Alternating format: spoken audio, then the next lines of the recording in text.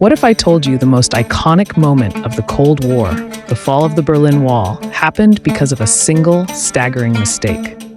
Not a treaty, not a battle, but a bureaucrat's blunder so huge it ended an era in a single night. Before we uncover the shocking truth behind that historic error, do me a huge favor. If you love history mysteries that are stranger than fiction, hit that like button, subscribe to the channel, and tap the bell for notifications so you don't miss what comes next. You're going to want to see this. To understand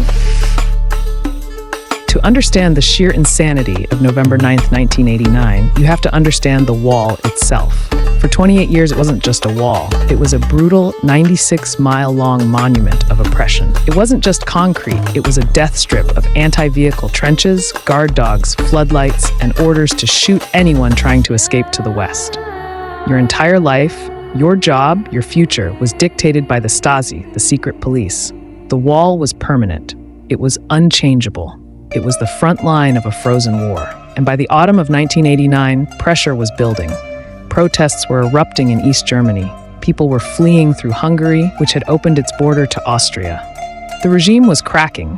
On November 9th, the ruling Communist Party drafted a new regulation to ease travel restrictions. It was meant to be a small, controlled pressure valve. The plan was poorly written, confusing, and meant to start the next day with strict visa rules. But then something went terribly wrong. A senior party official, Günter Schabowski, who hadn't even been at the meeting where the rules were decided, was handed a note and told to announce it at a live international press conference that evening. Schabowski, flustered and unprepared, fumbled through the announcement. He read the note out loud, stating that private travel to the West would be permitted without preconditions. Then a journalist asked the fateful question, "When does this come into effect, Herr Schabowski?" Schabowski shuffled his papers, looked up, and uttered the words that would change the world. "As far as I know, immediately." Without delay. He was wrong. It wasn't immediate. It was a catastrophic error. But the news was already exploding out of the room. Every major news agency picked up the story. GDR opens border. Berlin Wall falls. Think about it. In an age before social media, this was it. This was the signal. And the people of East Berlin heard it loud and clear. Within an hour, thousands of people began gathering at the wall's checkpoints. They were waving their identity cards, demanding to be let through, shouting, "The wall is open." But the border guards had received no orders. Their rulebook said one thing: protect the border at all costs.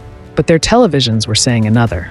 The commanders were frantically calling their superiors, but no one knew what to do. The guy at the top, Egon Krenz, was at the theater. They were paralyzed. At the Bornholmer Strasse checkpoint, the crowd was becoming a mob. Captain Harald Jaeger, fearing a bloodbath, made a split-second decision that would make him a hero. With no authorization, he gave the order, "Open the gate." And just like that, the unthinkable happened. Not with a bang, but with the creak of a gate opening. People poured into West Berlin. They were met with flowers, champagne, and tears from West Germans. After 28 years, families and friends were reunited overnight. People climbed on the wall with hammers and picks, not to escape, but to destroy the very symbol of their prison. So was it really an accident? Or was Schabowski a secret hero? Historians still debate it. Some say he was a patsy. Others say his fumbling was a deliberate act of defiance. He claimed confusion until his dying day. But the result was the same. The Iron Curtain was torn apart by a simple human error, amplified by the power of the media. But here's the part that will really make you think. What if the guards had opened fire? What if a single, trigger-happy soldier had decided to follow the old orders? The entire night could have ended in a horrific massacre, not a celebration. The fact that it didn't is a miracle of human decency breaking through decades of indoctrination. Which brings me to you. I want to know what you think.